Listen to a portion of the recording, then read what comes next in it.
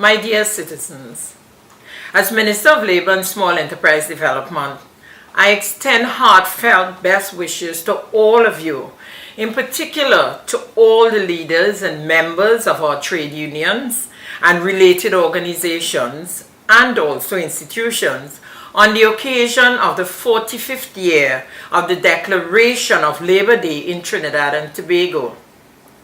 June 19, 1937 records the most crucial point of an era during which working class people of Trinidad and Tobago, led by Tubal Uriah Buzz Butler, agitated relentlessly and vociferously to press their demands for socially acceptable terms and conditions of employment, as well as to their right to work under environmentally friendly, humane conditions, among which included the demand for a shorter workday without loss of pay, the 8-hour workday as we know it. To say the least, it was a period when working conditions were clearly unfit for human habitation and just as insensitive to what constituted fair and livable wages. Internationally, Labor Day is known to have begun in the USA in the 1860s. It was a day set aside by trade union leaders to mark the height of the struggle of the working class against the capitalist overlords, especially in protest against the sight of men, women, and children dying due to extremely poor terms and conditions in the workplace, in some sectors as early as their mid-20s.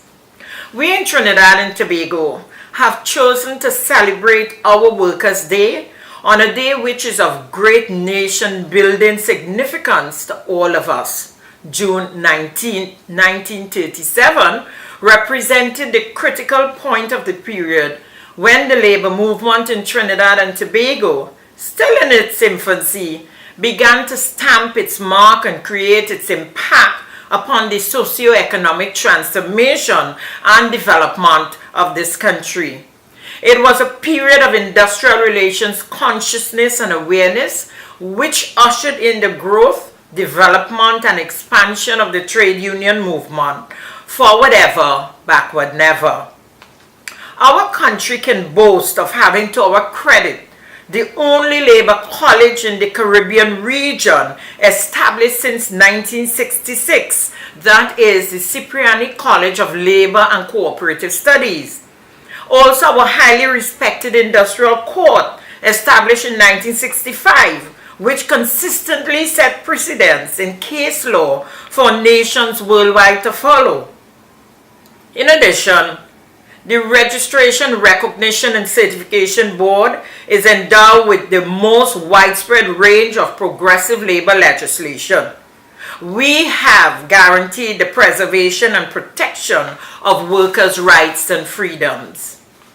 Currently, we at the Ministry of Labor, we are moving apace with regards to the amendments to various pieces of legislation designed to build upon the protection to both employers and employees. Alongside the government, both sectors work together in the spirit of tripartism to enhance the quality of life of all our citizens.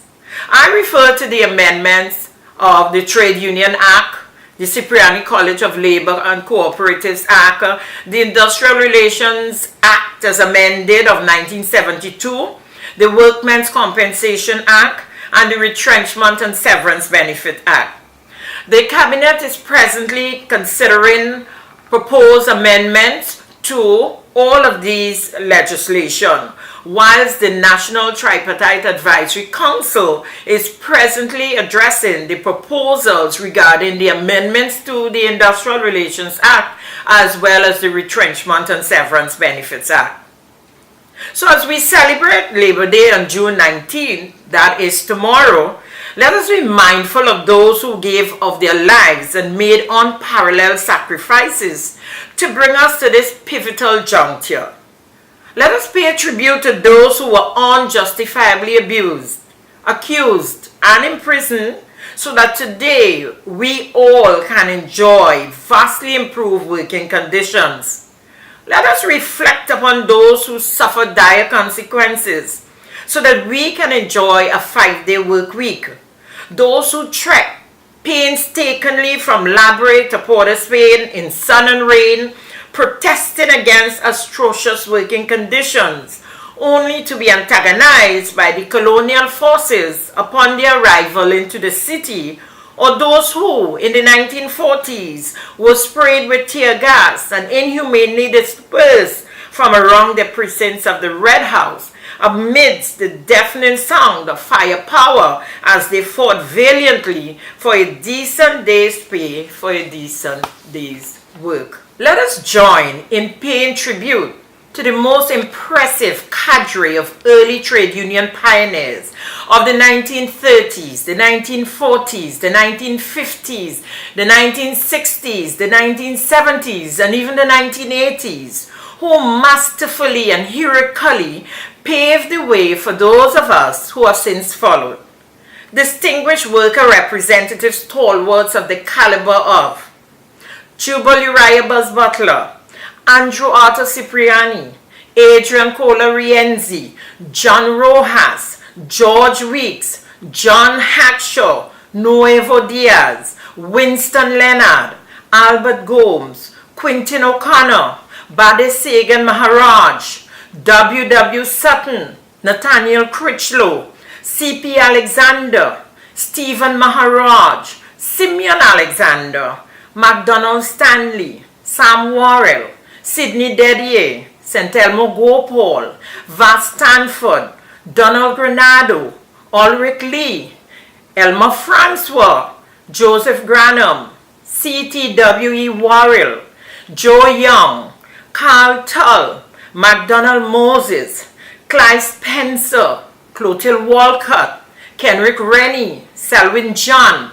Lyle Townsend, Michael Alves, James Isaac Alexander Manswell, the first president of the PSA under the one-man, one-vote system. And who can forget our Basdio Pandey, Clive Nunes, and many, many more. On this momentous occasion, I wish my comrades a happy and reflective Labor Day and stand by the saying, long live the trade union movement of Trinidad and Tobago, those in the Caribbean and by extension the world. A happy Labor Day to all, and God bless us all.